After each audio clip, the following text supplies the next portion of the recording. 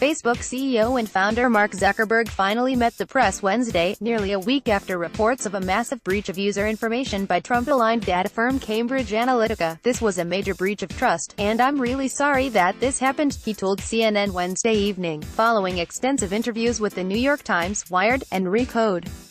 In all four interviews, which came a day after he was absent from the company's internal town hall about the data breach, he reiterated that regaining users' trust after a series of missteps and public relations fiascos was paramount as lawmakers call for new regulations on the social media giant and users consider exiting the platform. Even as he spent Wednesday apologizing, Zuckerberg also appeared to suggest that Facebook had been the breach's unwitting victim, telling CNN's Lori Segal that after the social media giant learned in 2015 that Cambridge Analytica had improperly obtained user data, they'd asked the company to destroy it and then assumed that they'd done so. "I'm used to when people legally certify when they do something, that they'll do it," Zuckerberg said. "It was a mistake in retrospect." He said that the company is now doing a full audit and taking a closer look at all types of data leveraged by third-party developers.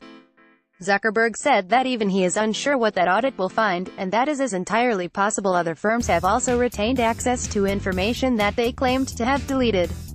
"It's hard to know what we'll find, but we're going to review thousands of apps," Zuckerberg said.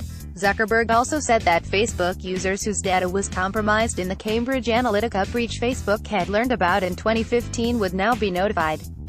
He did not say whether Facebook would extend the same notice to other users if its audit indeed finds that other companies had also wrongfully received or retained information about its users. Prior to this latest controversy, Facebook took nearly a year to publicly acknowledge the platform's role in Trump's rise and Russian election interference. Meanwhile, users were bombarded with media reports of rampant fake news on the platform, divisive ads being planted by foreign actors, and more. "If you told me in 2004 that a big part of my responsibility today would be to protect the integrity of elections, I wouldn't believe that that's something I'd have to work on," Zuckerberg told CNN. Still, he vowed to do better.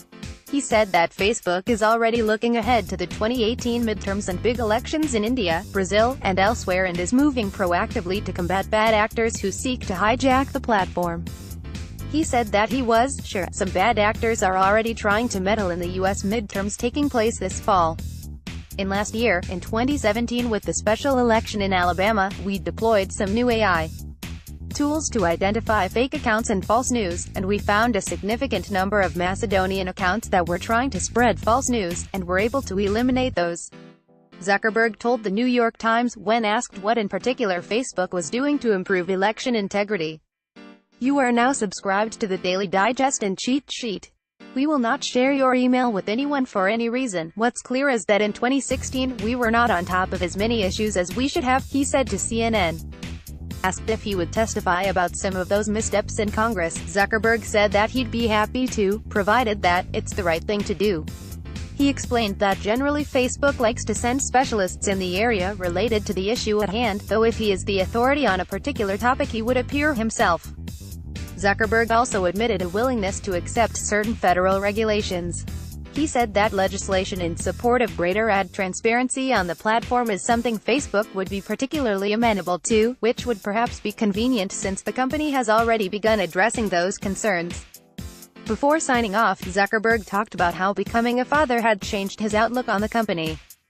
He said that no longer does he seek to have the greatest impact possible on the world, now he just wants to build something that will make his daughters proud. Still, when the New York Times asked him if he's losing sleep over Facebook's recent bad PR run in the Cambridge Analytica fiasco, he said, "That's a good question. It's certainly true that, over the course of Facebook, I've made all kinds of different mistakes, whether that's technical mistakes or business mistakes or hiring mistakes. We've launched product after product that didn't work. I spend most of my time looking forward, trying to figure out how to solve the issues that people are having today, because I think that's what people in our community would